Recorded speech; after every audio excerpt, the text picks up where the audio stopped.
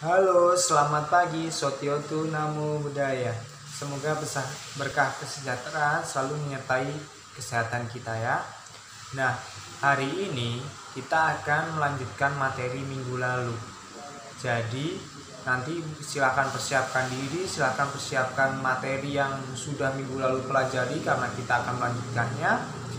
Dan bisa ikuti dengan seksama ya. Kemudian kalau ada tugas silakan kerjakan tepat waktu supaya tidak menambah beban kalian juga.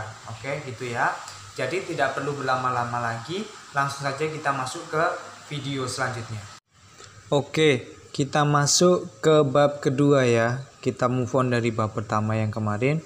Nah, bab kedua dengan judul Kisah Teladan Para Siswa Utama Buddha. Jadi dalam bab 2 ini kita akan mempelajari kisah-kisah dari para siswa utama Buddha, sifat-sifat luhur tentunya yang bisa kita pelajari dan bisa kita contoh.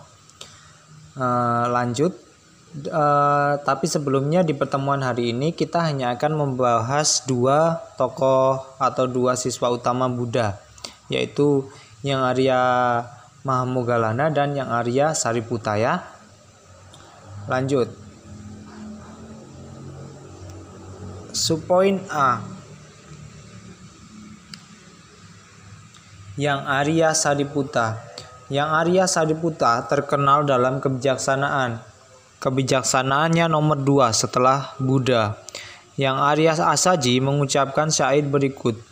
Semua benda timbul karena suatu sebab. Sebab itu telah diberitahukan oleh Tathagata dan juga lenyapnya. Demikianlah yang diajarkan oleh Petapa Agung.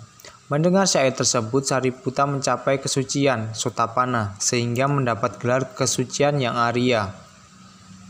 Nah, Asaji ini salah satu 5 petapa ya, murid pertama Sang Buddha dulu.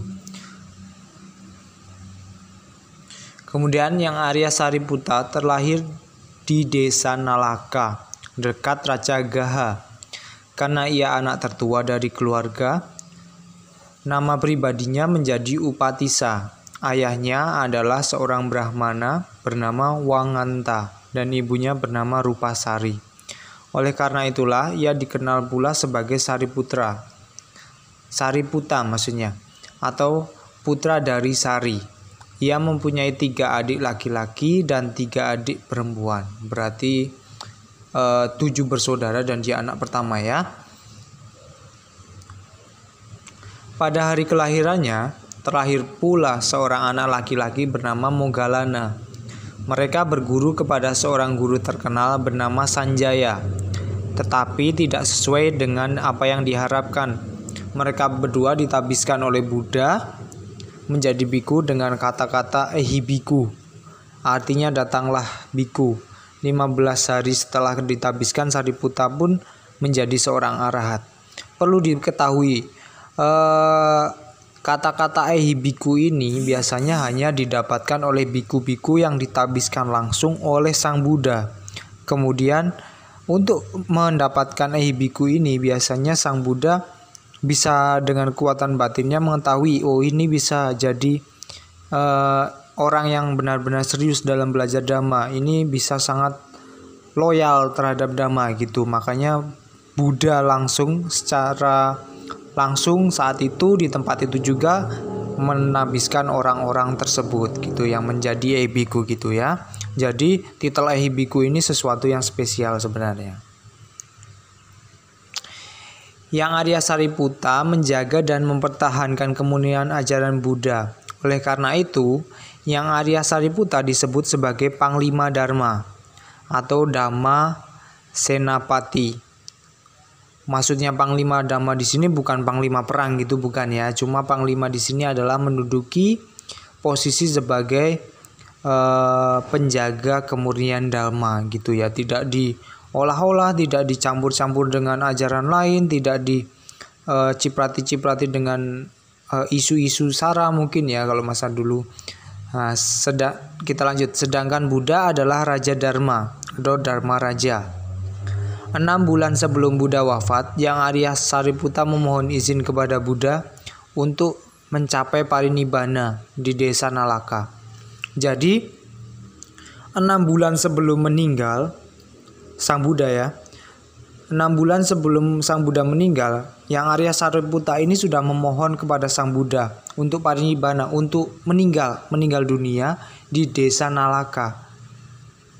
Kerennya di sini adalah Yang Arya Sariputa ketika dia memohon berarti dia sudah tahu bahwa umurnya itu sudah sebentar lagi. Waktu dia meninggal itu sudah tidak lama lagi gitu kan.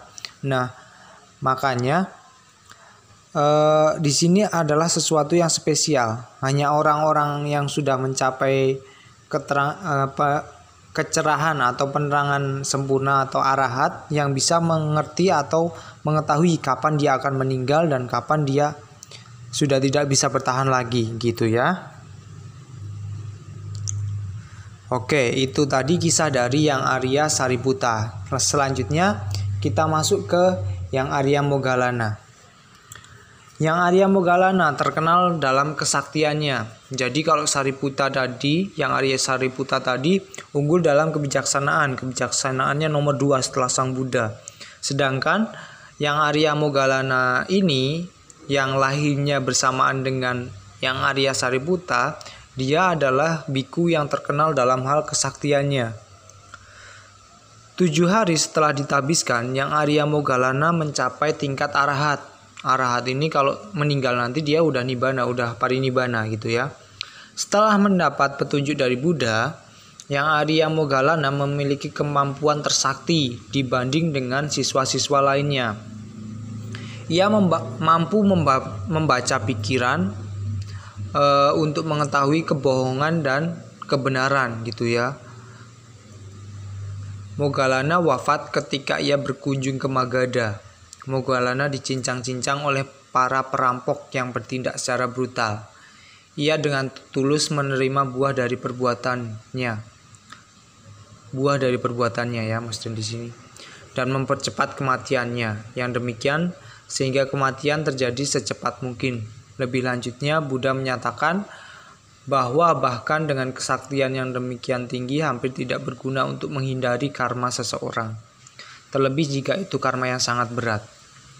Nah, mungkin banyak yang bertanya ya, Pak, kenapa si Moggallana itu bisa dicincang-cincang? Padahal dia unggul dalam kesaktian.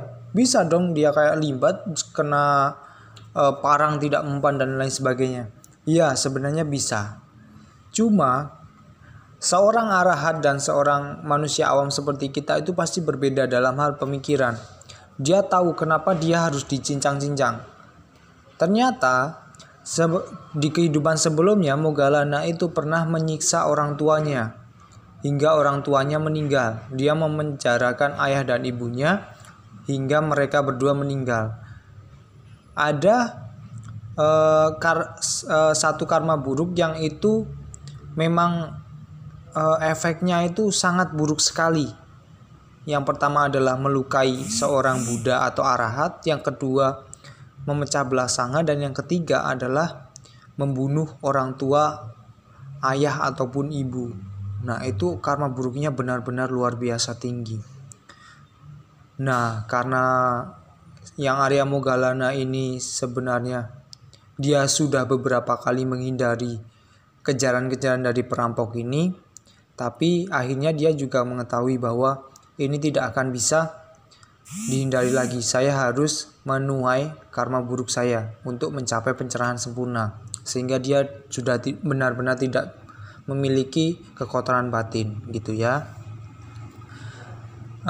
Sebenarnya ada kisah di baliknya, tapi kebenarannya belum teruji, di mana setelah dicincang-cincang atau dimutilasi, dengan kekuatan batinnya Maha Moggallana atau Biku Moggallana ini bisa menyatukan seluruh tubuhnya dalam bentuk utuh, kemudian bertemu dengan Sang Buddha untuk bercerita apa yang sudah terjadi. Kemudian setelah itu baru dia meninggal dunia.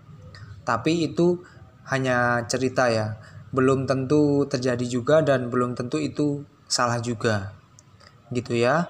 Oke, pertemuan hari ini sampai di sini dulu. Nanti apabila ada pertanyaan bisa kita diskusikan via Zoom. Kemudian kalau ada tugas nanti saya harap bisa dikerjakan dengan baik ya.